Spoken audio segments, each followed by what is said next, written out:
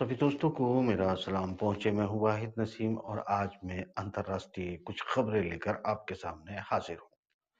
दोस्तों, सबसे पहले हम ईरान की बात करते हैं कि इस वक्त ईरान की गतिविधियां क्या चल रही हैं और अपनी सेनाओं को लेकर या अपनी ताकत का प्रदर्शन करने के लिए ईरान क्या कर रहा है, क्या चाहता है। जरा देखिए ये रिपोर्ट। ईरान ने अपने आक्रामक सुरक्षा अभ्यास का पहला चरण शुरू कर दिया है, जिसमें 100 हेलीकॉप्टर शामिल हैं। यह अभ्यास ईरानी सशस्त्र बलों की तैयारी और सैन्य क्षमता को प्रदर्शित करने के लिए आयोजित किया गया है। इस दौरान हेलीकॉप्टरों के माध्यम से विभिन्न सैन्य रणनीतियों का प्रदर्शन किया जाएगा। ईरान ने हाल के वर्षों में अपनी सैन्य शक्ति को मजबूत करने पर जोर दिया है, जिसमें हेलीकॉप्टर और ड्रोन तकनीक शामिल हैं। अगली खबर की तरफ बढ़ते हैं। अगली खबर है यमन से। और यमन के हुतीज ने दरअसल अमेरिका सहित इजराइल को क्या चेतावनी दी है? क्या ये जो बेसिकली ट्रंप ने जिस तरह की बात की है कि हमें गाजा के निवासियों को वहां से निकाल देना चाहिए, जॉर्डन या मिस्र में शिफ्ट कर देना चाहिए, बहुत सारी जो एक चालाकियां करने की कोशिश की थी मिस्टर डोनाल्ड ट्रंप ने या उसकी टीम ने जो उसको सलाह दी होगी, उसके आधार पर जो एक थ्रेट करने की कोशिश की या बेवकूफ बनाने की कोशिश की, उसके जवाब में हुतीज ने अपना झंडा पूरी तरह से गाड़ दिया है। और दरअसल हुती किस अंदाज में इजराइल और अमेरिका को धमकी दे रहे हैं, ये रिपोर्ट देखें। यमन के हौथी विद्रोही समूह के नेता अब्दुल मलिक अल हौथी ने इजरायल को चेतावनी दी है कि यदि गाजा में युद्ध विराम समझौता तोड़ा गया तो वे मिसाइल दागेंगे। हौथियों ने गाजा में हमास के साथ एकजुटता दिखाते हुए पिछले 15 महीनों में इजरायल और उससे जुड़े जहाजों के खिलाफ मिसाइल और ड्रोन हमले किए हैं। अल हौथी ने अमेरिका और इजरायल की नीतियों की आलोचना करते हुए कहा कि अरब और मुस्लिम देशों को इनके प्रभाव से मुक्त होना चाहिए। अगली खबर अमेरिका से ही है, मगर दोस्तों अगली खबर में मजे की बात यह है कि इसमें भारत का भी एक कनेक्शन है। और जो मैं अपने प्रोग्राम में खास तौर से आपको बताता आया था कि किस तरह से अपने हथियार बेचने की कोशिश की जाएगी और जिस तरह गल्फ या अरब दुनिया को अपने कंट्रोल में करके धमका कर ट्रंप जो है उनका दूध निकालने की कोशिश कर रहा है, उसी तरह मुझे लगता है कि भारत खुद अपना दूध निकलवाने के लिए थनों में धार उतार चुका है। क्योंकि जिस तरह की बात ट्रंप कर रहा है, वो जैसे हमने जो इस खबर के बीच में जो गाय भैंस और धार उतारने की बात की है, तो ये हमारा ट्रेडिशनल पश्चिमी उत्तर प्रदेश का वर्ड है, इसको गलत आप न लें। मगर धार कैसे उतरती है या धार उतारने के पीछे क्या क्या किया जाता है, जरा ये खबर देखना जरूरी है। इस खबर को भी आप जरा ध्यान से सुने और समझें। अमेरिकी राष्ट्रपति डोनाल्ड ट्रंप ने भारतीय प्रधानमंत्री नरेंद्र मोदी के साथ हुई फोन वार्ता के दौरान भारत से अधिक अमेरिकी हथियार खरीदने का आग्रह किया। ट्रंप ने कहा कि यह दोनों देशों के बीच रणनीतिक साझेदारी को मजबूत करेगा। उन्होंने निष्पक्ष द्विपक्षीय व्यापार संबंधों के महत्व पर भी जोर दिया। यह बातचीत अमेरिका और भारत के बीच बढ़ते रक्षा सहयोग को दर्शाती है। ये खबर जो आपने देखी, इसमें सबसे अहम बात क्या थी? इसमें अहम बात ये थी दोस्तों कि इसमें ट्रंप ने जो बात कही है या फिर भारत की जो इच्छाएं हैं कि मैं हम रक्षा सौदों में, रक्षा के क्षेत्र में एक दूसरे का सहयोग बढ़ाएं, ये महत्वपूर्ण है कि बिल्कुल बढ़ाया जाए। मगर रूस की चिंता ये है कि रूस के आउटलेट अगर ये लिखते हैं कि भारत की इच्छा भी अमेरिका के साथ रक्षा सहयोग को बढ़ाने को दर्शाती है, तो इसका मतलब होता है कि कहीं न कहीं डिप्लोमेटिक पोस्चरिंग इसमें की गई है। क्योंकि हमारा 68% हथियार रशिया पर बेस है। और सवाल ये है, हमें मेरे ख्याल से अगर हम हथियारों की दुनिया को समझते हैं, तो आप जानते हैं कि गाज़ा, यूक्रेन के अंदर जिस तरह पश्चिमी जगत के हथियारों को धराशायी किया गया है, एयर डिफेंस सिस्टम को जिस तरीके से मतलब माना जाए कि उनको नाकारा साबित कर दिया गया है, ऐसी कंपनियों के साथ भारत रक्षा सहयोग बढ़ाकर कम से कम मनोवैज्ञानिक जीत हासिल तो नहीं कर सकता अपने पड़ोसियों पर, बल्कि उनको एक लीड देगा कि क्या जो चाइना और रशिया के साथ अपने हथियारों का, अपनी रक्षा समझौतों का सहयोग बढ़ा रहे हैं, क्या वो बर्तरी हासिल करते हुए मनोवैज्ञानिक लीड ले चुके हैं। मेरे ख्याल से अगर भारतीय डिप्लोमेसी को कोई समझता है या फिर दबाव की रणनीति से बाहर निकलकर संप्रभुता की बात कर सकता है, तो इस खबर के अलावा इस खबर के अर्थ को समझकर डिप्लोमेटिक मूव लेने की आवश्यकता है। ले ना ले ये सरकार का और पॉलिटिकल जो सिनेरियो है उसका और डीप स्टेट का काम है, ये मेरा काम नहीं, मेरा काम सिर्फ खबर बताना है और खबर के आगे पीछे की कड़ियाँ जोड़ना मेरी आदत है। तो मैं जोड़ चुका हूँ, इसीलिए हम अगली खबर की तरफ बढ़ते हैं। अब मामला आता है रूस और चीन का।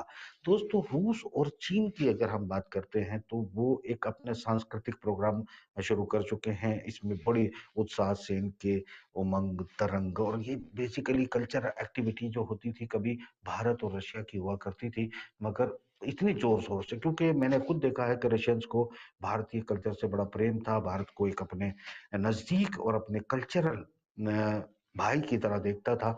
अचानक ये भारत के साथ कल्चरल एक्टिविटी क्यों बंद हुई? शायद इसके पीछे की कहानी तो कुछ और होगी, मगर चाइना के साथ कल्चरल एक्टिविटी को धूम-धाम से प्रमोट करना, इसके पीछे भी एक डिप्लोमेटिक पोस्चरिंग है। मगर फिर भी आप ये खबर देखें। रूस और चीन ने संयुक्त रूप से चीनी नववर्ष मनाने की तैयारी शुरू कर दी है।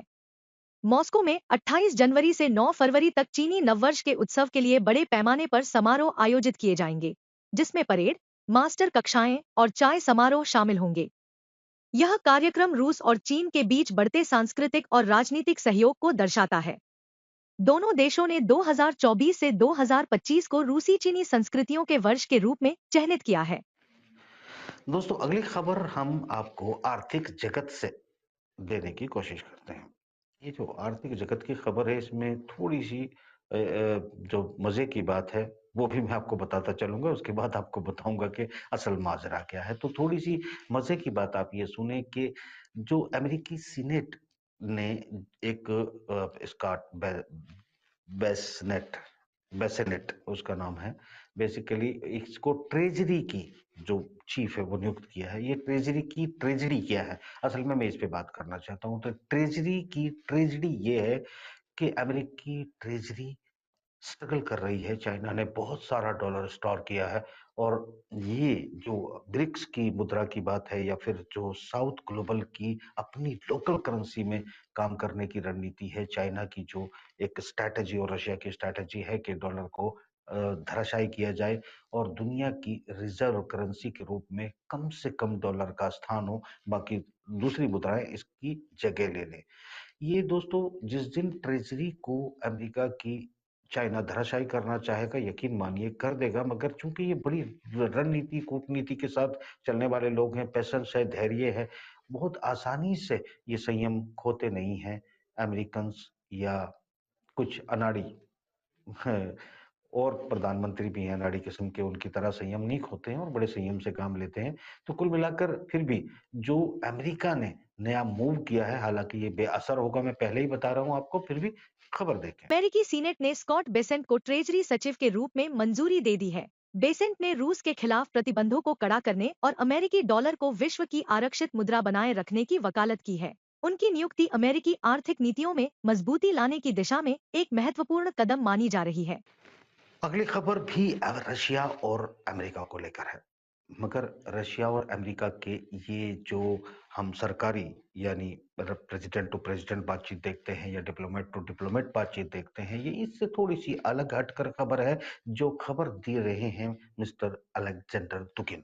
अलेक्जेंडर दुगिन के बारे में आप जानते हैं, वो रशियन एक दार्शनिक हैं और ये माना जाता है कि व्लादिमीर पुतिन की स्ट्रैटेजी में इनका एक अहम किरदार होता है और अपने एक सलाहकार के तौर पर भी काम करते हैं, भविष्य को प्रेडिक्ट करते रहते हैं। दरअसल वो जो जिस तरह का ग्लोरीफाई करने की कोशिश कर रहा है पश्चिमी जगत का मीडिया या ट्रंप अपने आप को प्रेजेंट करने की कोशिश कर रहा है, उसके खिलाफ एक छोटी सी बात कही जा रही है। बड़े दार्शनिक अंदाज में अलेक्जेंडर दुगिन ने क्या कहा है, वो पहले आप देख लेते हैं, फिर इसकी आगे की बात मैं आपको बताने की कोशिश करूंगा। देखिएगा। रूसी दार्शनिक अलेक्जेंडर डुगिन ने कहा कि ट्रंप यूक्रेन संघर्ष के बारे में गलत जानकारी दे रहे हैं।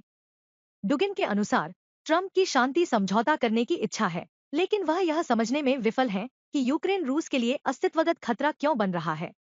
डुगिन ने ट्रंप की नीतियों की आलोचना करते हुए कहा कि वे रूस के हितों को नहीं समझते। I think both. He is misinformed. He doesn't understand the nature or the existential threat that the existence, the very existence of hostile Ukraine represents for Russia. And he is now he expresses, as long as I understand that, his will to stop that because for him personally, for Trumpism, for all the plans and the strategies of Trumpist conservative revolution on the global scale, Russia doesn't represent anything really important that seriously doesn't matter. So that and for him, he likes, as long as I understand Trump's logic, to put the end to the hostility as soon as possible, without entering in the details in the historical circumstances, and to stop the strategy that was implemented by previous administration. So he sincerely wants to stop. दोस्तों बढ़ते हैं अगली खबर की ओर और अगली खबर और भी ज्यादा मजेदार है। इसमें अगर मैं कॉमेडी कहूं तो इसमें हर्ज नहीं होगा। तो ये जो मिस्टर डोनाल्ड ट्रंप एक कॉमेडी कर रहे हैं, उसे थोड़ा सा मैं आपको बता देता हूं कि मिस्टर डोनाल्ड ट्रंप ने कहा है, जो धूल चाट चुका है आयरन डोम, जिसकी बड़ी तारीफें की गई थी, दुनिया को लूटने की तैयारी की गई थी, कई बेवकूफ किस्म के देश तो बिल्कुल आयरन डोम के चक्कर में थे, वो सब कुछ अपना घर, अपने जेवर बेचकर भी आयरन डोम खरीदना चाहते थे। जबकि हुतीस ने सिर्फ हouthis ने नहीं, हमास ने, हुतीस ने, इवन हिजबुल्लाह जैसे नॉन स्टेट एक्टर ने, ईरान ने, इन सबको औकात बताई, आयरन डोम उसका कुछ उखाड़ नहीं पाई। कोई जो चाइनीज और ईरानी या रशियन समर्थन से बनने वाले हथियार थे, उनको उनके सामने असफल पूरी तरह से होने के बावजूद अब जो बर्बाद हो चुका इजराइल है, उसे बचाने की कोशिश में किसी ने कान में फूंका होगा मिस्टर डोनाल्ड ट्रंप के। वो क्या करना चाहते हैं आयरन डोम का, इस कॉमेडी को भी देखें खबर के रूप में। कि राष्ट्रपति डोनाल्ड ट्रंप ने पेंटागन को इजरायल की आयरन डोम रक्षा प्रणाली के समान एक नई प्रणाली विकसित करने का आदेश दिया है। इस प्रणाली का उद्देश्य बैलिस्टिक, क्रूज और हाइपरसोनिक मिसाइलों से होने वाले हमलों से अमेरिका की रक्षा करना है। ट्रंप ने इस प्रणाली को आयरन शील्ड फॉर अमेरिका नाम दिया है। अगली खबर गाजा और रफा बॉर्डर से है। इसे भी आप देखें कि बेसिकली रफा बॉर्डर एक बार फिर से कहा है कि इसको खोल दिया जाएगा, यानी कि रफा बॉर्डर तो खुल जाएगा, जिससे कम से कम गाजा निवासियों का आना जाना, उनकी इमदाद, उनकी मदद, और यहाँ पर जो कुछ अब आगे के डेवलपमेंट हैं उसके लिए अहम रास्ता है। मदद और खाना पीना रसद यहीं से पहुंचती है। तो रफा के बारे में ये रिपोर्ट देखें। मिस्र के विदेश मंत्री बद्र अब्देल्ती ने कहा कि गाजा और मिस्र के बीच राफा क्रॉसिंग फिर से खोली जा सकती है। यह क्रॉसिंग 2005 के समझौते के अनुसार संचालित होती है, जिसमें यूरोपीय संघ के पर्यवेक्षकों की मौजूदगी आवश्यक है। यूरोपीय संघ ने इस मिशन को फिर से शुरू करने का निर्णय लिया है। अगली खबर डेनमार्क से है। खबर बहुत महत्वपूर्ण तो नहीं है, मगर क्योंकि डिप्लोमेसी की दुनिया में आपको हर खबर से आगाह रखना मेरा फर्ज है, तो डेनमार्क की ये खबर भी देखें। डेनमार्क ने आर्कटिक क्षेत्र में अपनी सैन्य उपस्थिति बढ़ाने के लिए $2 बिलियन का बजट निर्धारित किया है। यह कदम नाटो की आर्कटिक रणनीति के अनुरूप है। डेनमार्क के रक्षा मंत्री ट्रॉल्स लुंड पॉल्सन ने कहा कि यह कदम रणनीतिक रूप से महत्वपूर्ण है। दोस्तों अगली खबर यूक्रेन से है। यूक्रेन की आर्थिक स्थिति को लेकर है, मगर इस खबर को मैं आपको इसलिए दिखाने की कोशिश कर रहा हूं कि इस खबर के आंकड़े देखने के बाद आप कुछ थोड़ी बातें समझेंगे। इससे पहले मैं आपको बता देता हूं कि ये जो कर्जा यूक्रेन के ऊपर बढ़ रहा है, दरअसल पश्चिमी जगत की वो कंपनियां, वो देश जो रेयर अर्थ मिनरल्स और उसके अलावा यहाँ पर यूरेनियम, उसके अलावा सॉल्ट भी एक बहुत कीमती मिनरल्स है, और उसके अलावा इसकी जमीन में जो डिपॉजिट है या फिर जो ब्रेड बॉल कहा जाता है, इन तमाम चीजों को कंट्रोल करने के लिए जानबूझकर यूक्रेन को बर्बाद करवाने वाली ताकत ज्यादा से ज्यादा कर्ज इसलिए दे रही है कि जो बचा खुचा हिस्सा रशिया से होगा यूक्रेन का, उसको बाद वो अपने इस कर्ज के रूप में वसूलेंगे और यहाँ इस जगह का दोहन करेंगे। मिस्टर जो जेलेंस्की हैं, वो अपनी जनता की किडनी गुर्दे बेच चुके हैं। एक मूर्खता नहीं, बल्कि एक अपने ही देश के साथ गद्दार के तौर पर ये आदमी है। मगर फिर भी आप ये रिपोर्ट देखें। यूक्रेन के सार्वजनिक ऋण में 14.3% की वृद्धि हुई है, जो अब $166 बिलियन से अधिक हो गया है। यूक्रेनी सांसद डेनियलो हिटमनसेव ने कहा कि यह वृद्धि देश की आर्थिक स्थिति को और खराब कर सकती है। IMF ने पहले ही अनुमान लगाया था कि यूक्रेन का सार्वजनिक ऋण सकल घरेलू उत्पाद के 106.6% तक बढ़ सकता है। अगली खबर बड़े मजेदार है दोस्तों। खबर आप तक पहुंच गई होगी, आपके फ़ोन में वो ऐप आ चुका होगा, डीप सीक। ये एआई ऐप है चाइना का। चाइना ने इस एआई सिस्टम को जो चैट जीपीटी और जेमिनी इस तरह की तमाम जो एआई इस वक़्त बाज़ार में लीड कर रही हैं, उनको अ, औकात बताने के लिए अपना एक ऐसा एआई सिस्टम फ्री में लॉन्च कर दिया है। आप अपने फ़ोन में डालेंगे और ये सबसे बड़ी बात क्या है, ये वो ऐप है जो जितनी मेहनत की गई थी, जिसमें मुझे याद है मैंने आप लोगों को एक खबर बताई थी कि ये जो एआई है, माइक्रोसॉफ्ट वाला एआई है, गूगल वाला एआई है, इनमें से कई लोगों ने, बल्कि एक यहूदी ने नौकरी छोड़ी थी, जिसने ये कहा था कि गाज़ा के बारे में धार्मिक जानकारी ये एआई देगा, इसलिए मैं नौकरी छोड़ रहा हूँ। मैं अपने साथ या अपने ईश्वर के सामने या रब के सामने जो है, क्या जवाब दूँगा? और ये कहकर उसने नौकरी छोड़ दी थी। ये खबर मेरे यूट्यूब चैनल पर मौजूद होगी, मैंने आपको बताई थी। सवाल ये है कि चाइनीज़ और रशियन एंगल को ध्यान में रखते हुए ये एआई जितनी मेहनत करके बिलियंस ऑफ डॉलर खर्च करके अमेरिका, इज़राइली लॉबी ने जो कुछ मेहनत की थी, चाइना ने वो पूरी की पूरी धराशायी कर दी है। और अभी जो बहुत बड़ा इन्वेस्टमेंट का ऐलान ट्रंप ने किया था अपनी शपथ ग्रहण के बाद कि ये एलन मस्क और इन सब के साथ बड़े उद्योगों के साथ मिलकर $500 बिलियन का मैं एक बड़ा प्रोजेक्ट लॉन्च कर रहा हूँ, तो बाद में $50 बिलियन की बात की गई। तो बात दोस्तों जो है, मैं बता दूं, वो सब मार्केट नीचे आ गया, शेयर धड़ाधड़ नीचे गिर रहे हैं, क्योंकि अब ये एआई सिर्फ एक सैंपल है। इसका मतलब जो अमेरिका और इजरायली लॉबी एक सेंसर चिप्स जो बनाते थे, जो एआई को अपने ब्रेन के तौर पर जिसको इस्तेमाल किया जाता था, उसे चाइना को देने से या बेचने से मना किया अमेरिका और इजरायली लॉबी ने, क्योंकि मैं इजराइल की बात नहीं कर रहा हूँ, अमेरिका में इजरायली लॉबी की बात कर रहा हूँ। तो ये सवाल ये उठता है कि वो तमाम चिप के बगैर एआई को लॉन्च कर दिया गया है, यानी अब किसी भी दुनिया के देश को चाइना से मदद चाहिए एआई बनाने के लिए तो वो ले सकता है। इस चक्कर में कि ये तमाम एआई के प्रोजेक्ट जितने धड़ाधड़ लॉन्च करके शेयर मार्केट को ऊपर ले जाया गया था, कल से वो पूरी तरह उनके तीर नीचे की तरफ हो चुके हैं और समंदर में कितने गहरे तक जाएंगे पता नहीं।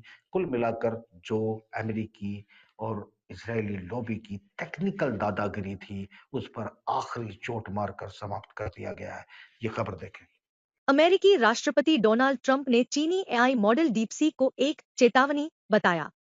उन्होंने कहा कि अमेरिकी कंपनियों को प्रतिस्पर्धा में आगे रहने के लिए और अधिक प्रयास करने की आवश्यकता है। ट्रंप ने कहा कि अमेरिका के पास दुनिया के सबसे अच्छे वैज्ञानिक हैं और उन्हें इस क्षेत्र में अग्रणी बने रहना चाहिए।